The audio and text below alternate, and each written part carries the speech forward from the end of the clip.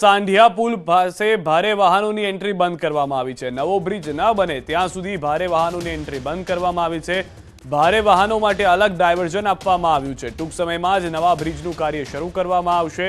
હાલમાં જાણકારી મળી રહી છે તે પ્રમાણે તો સાંઢિયા પુલ પાસે ભારે વાહનો હવેથી એન્ટ્રી નહીં લઈ શકે। જ્યાં સુધી નવો બ્રિજ બની ન જાય ત્યાં સુધી ભારે વાહનોની એન્ટ્રી બંધ કરવામાં આવી છે અને તેના માટે અલગ ડાયવર્ઝન પણ આપવામાં આવ્યું છે। રાજકોટનો સાંઢિયા પુલ દિવસે ને દિવસે જોખમી બની ગયો છે। ત્યારે આ રોડ ઉપર જે છે આ પુલ ઉપર મોટા વાહનો એટલે કે 2.5 મીટરથી ઊંચા વાહનોની જે છે અવરજવર પર પ્રતિબંધ મૂકવામાં આવી રહ્યો છે। હાલ આપ જે દ્રશ્યો જોઈ રહ્યા છો રાજકોટના સાંઢિયા પુલ ખાતેના છે। અત્યારે મહાનગરપાલિકા દ્વારા અહીંયા જે છે એ 2.5 મીટર ઊંચી એક જે છે એક એંગલ તૈયાર કરવામાં આવી રહ્યો છે।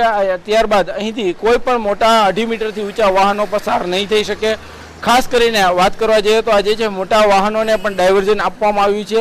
રાજકોટ શહેર તરફથી જામનગર રોડ તરફ જતા જે વાહનો હોય છે આ વાહનોને રાજકોટની રૂડા કચેરી ખાતેથી ડાયવર્ઝન આપવામાં આવ્યું છે। જે રાજકોટ રેસકોર્સ રિંગ રોડ પર થઈ અને 150ના રોડ પર થઈ અને જે છે જામનગર તરફ જઈ શકશે। જ્યારે જામનગર તરફથી આવતા જે વાહનો હોય છે એ વાહનોને બજરંગવાડી તેમજ સંજયનગર પાસેથી ડાયવર્ઝન આપવામાં આવ્યું છે। આ જે વાહનો હોય છે 2.5 મીટરથી ઊંચા વાહનો એટલે કે હેવી વાહનો આ વાહનો જે છે બજરંગવાડીમાં થઈ અને રાજકોટ શહેર તરફ પ્રવેશી શકશે અથવા તો જે સંજયનગર 80 ફૂટ રોડ છે ત્યાંથી આ 150 ફૂટના રોડ પર થઈ અને રાજકોટ શહેરમાં પ્રવેશી શકશે। અત્યારે આ જે છે બ્રિજનું કામ ટૂંક સમયમાં શરૂ કરવામાં આવશે પરંતુ આ બ્રિજ જે છે અત્યારે જોખમી બની ગયો છે।